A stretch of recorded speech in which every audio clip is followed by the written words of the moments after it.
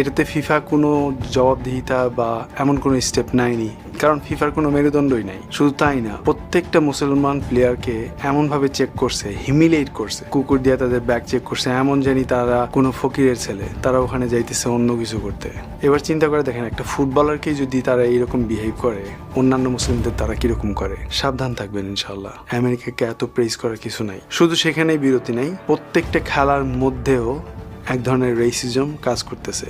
এক ভাই বলতেছিলেন যে খেলাগুলো কিন্তু সব সেট আপ করা হয়, কি দরকার এই ধরনের খেলা? মুসলমানদের উচিত হবে এই ধরনের খেলা বয়কট করা। এই ধরনের খেলার মাধ্যমে আমরা কখনো জয়লাভ করবো না, বা আমাদের নামটাকে আমরা বড় কিছু করে দেখা দিতে পারবো না, বরং আমাদেরকে ছোট করা হইতেছে এখানে। হ্যাঁ, ওরা চেষ্টা করতেছে, আবার এমনও হইতে পারে যে এটার উল্টাটা হইতে পারে, কারণ তারা যতই মুসলমানদের ছোট করার চেষ্টা করতেছে, ততই কেন জানি মুসলমানদের চরিত্রের মাধুর্য এবং তাদের বিহেভিয়ার দ্বারা সারা ওয়ার্ল্ড মুগ্ধ হইতেছে। পুরা উল্টাটা হইতেছে। হয়তো এটা আল্লাহর